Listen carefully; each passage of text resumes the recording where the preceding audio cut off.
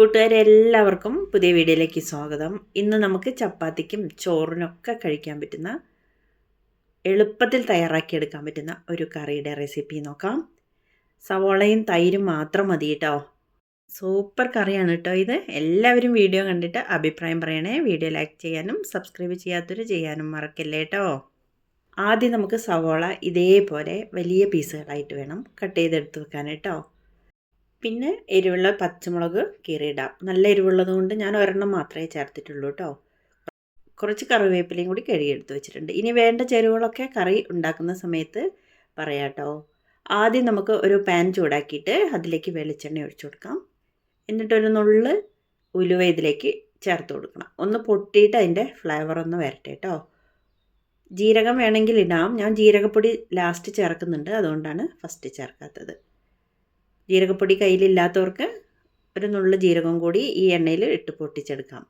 ഇനി നമുക്ക് സവോള ഇതേപോലെ കട്ട് ചെയ്തത് എണ്ണയിലേക്ക് ഇട്ട് കൊടുത്തിട്ട് ഒരു പച്ചമുളകും കൂടി ചേർത്തോ. ഇനി നമുക്ക് ഒരല്പം ഇഞ്ചി വെളുത്തുള്ളി പേസ്റ്റും കൂടി ചേർത്ത് കൊടുക്കണം. ഇഞ്ചി വെളുത്തുള്ളി ഒന്ന് ചതച്ചെടുത്താലും മതി കേട്ടോ. അതും കൂടി ഒന്ന് ചേർത്തിട്ട് ഒന്ന് വഴറ്റിയെടുക്കണം. കൂടുതലങ്ങ് ബ്രൗൺ കളറൊന്നും ആവേണ്ട ആവശ്യമില്ല. ഇതേപോലെ ഓരോ ലീഫും കട്ട് ചെയ്തത് കൊണ്ട് തന്നെ പെട്ടെന്ന് എണ്ണയിൽ കിടന്നങ്ങ് വഴന്ന് വന്നോളും. അത്യാവശ്യം ഒന്ന് വഴന്ന് വരുന്നുണ്ട്, കണ്ടില്ലേ? ഈ സമയം നമുക്ക് ഇതിലേക്ക് കുറച്ച് പൊടികൾ ചേർത്ത് കൊടുക്കണം കേട്ടോ. ഒരു സ്പൂൺ കാശ്മീരി ചില്ലി പൗഡറാണ് ഞാൻ ചേർത്തത്. നല്ല എരിവ് വേണ്ടവർക്ക് എരിവുള്ള മുളക് പൊടി ചേർത്ത് കൊടുക്കാം. പച്ചമുളകിൻ്റെ എരിവും കൂടി ഇതിലേക്ക് വരുന്നുണ്ട്, നോക്കിയിട്ട് ചെയ്താൽ മതി. കുറച്ച് മഞ്ഞൾപ്പൊടിയും കൂടി ചേർത്തിട്ട് സിമ്മിലിട്ടിട്ട് ഇതൊന്ന് ചൂടാക്കിയെടുക്കാം.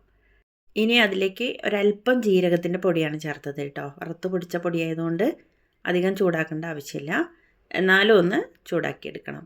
പിന്നെ കറിക്കായത്തിൻ്റെ പൊടിയും കൂടി ഇപ്പോൾ വേണമെങ്കിൽ ചേർക്കാം.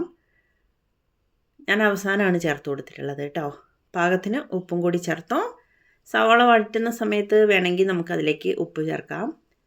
ഉപ്പിൻ്റെ പുളിപ്പൊന്നും അധികം വരണ്ട കേട്ടോ. എന്താണെന്ന് വെച്ചാൽ അതിലേക്ക് നമ്മൾ തേങ്ങയൊന്നും വറുത്തരച്ച് ചേർക്കണില്ല. കുറച്ച് തൈര് മാത്രമാണ് ചേർക്കുന്നത്. അപ്പോൾ കൂടുതൽ പുളിപ്പ് വരണ്ട. തൈരിന് ഒരല്പം പുളി ഉണ്ടാവുമല്ലോ എത്ര കുറഞ്ഞെടുത്താലും. ഇത് നല്ലപോലെ ഒന്ന് സിമ്മിലിട്ടിട്ട് വഴറ്റി ജീരകത്തിൻ്റെ പൊടിയൊക്കെ ഇതിലേക്ക് ചേർന്ന് വന്നിട്ടുണ്ട് കേട്ടോ. വേറെ പൊടികളൊന്നും നമുക്കിതിലേക്ക് ചേർക്കണ്ട. സിമ്പിളാണ്, നല്ല ടേസ്റ്റി ആയിട്ടുള്ളൊരു കറിയാണ്. ഈ സമയം നമുക്കിതിലേക്ക് ഒരു അര ഗ്ലാസ് വെള്ളം ഒഴിച്ചു കൊടുക്കാം. സവോളയൊക്കെ എടുക്കുന്നതിനനുസരിച്ച് വേണം കേട്ടോ വെള്ളം ചേർത്ത് കൊടുക്കാൻ. ഇതൊരു വലിയ സവോളയാണ് ഞാൻ ചേർത്തിട്ടുള്ളത്, അതിനനുസരിച്ചുള്ള ചേരുവകളാണ് ചേർത്ത് കൊടുത്തത്. ഒരല്പം ഉപ്പ് കുറവുണ്ടായിരുന്നു കേട്ടോ. ഒരു നുള്ളും കൂടി ഞാൻ ചേർത്ത് കൊടുത്തിട്ട് ഒന്ന് ഇളക്കി ഒന്ന് യോജിപ്പിച്ച് കൊടുത്തു. എന്നിട്ടൊന്ന് മീഡിയം ഫ്ലെയിമിലിട്ടിട്ട് നമുക്കതൊരു 2-3 മിനിറ്റ് നേരം ഒന്ന് തിളപ്പിച്ചെടുക്കണം. പൊടികളുടെ എല്ലാത്തിൻ്റെയും പച്ചച്ചുവയൊക്കെ ഒന്നും കൂടി ഒന്ന് മാറട്ടെ. നല്ലപോലെ അങ്ങ് സെറ്റായിട്ട് വന്നിട്ടുണ്ട്, കണ്ടില്ലേ? എന്താ നല്ലപോലെ ഉപ്പൊക്കെ പിടിച്ചു, എരിവും എല്ലാം സവോളയൊക്കെ നല്ലപോലെ വഴന്നിട്ടുണ്ട്. നമ്മൾ ആദ്യം വഴറ്റുകയും കൂടി ചെയ്തു. ഈ സമയം നമുക്കിതൊന്ന് ഓഫ് ചെയ്യാം. എന്താണെന്ന് വെച്ചാൽ ഈ ഗ്രാനൈറ്റിൻ്റെ പാനിന് നല്ല ചൂടായ കാരണം തൈര് ഞാൻ ഇതിലേക്ക് ഡയറക്റ്റ് ചേർക്കണില്ല കേട്ടോ. അപ്പോൾ അതൊന്ന് ഓഫ് ചെയ്തു. ഈ സമയം നമുക്ക് ഇതിലേക്ക് ഒരല്പം കറിക്കായത്തിൻ്റെ പൊടി ചേർത്ത് കൊടുക്കാം, നല്ലൊരു ഫ്ലേവറിന് വേണ്ടിയിട്ട് കേട്ടോ. എന്നിട്ട് ഒരു കപ്പ് തൈര് നമുക്ക് എടുത്തിട്ട് ഒന്ന് കട്ടകളൊക്കെ ഒന്ന് ഉടച്ചെടുക്കണം. അധികം പുളിയില്ലാത്തത് ചേർക്കണതാണ് നല്ലത് കേട്ടോ.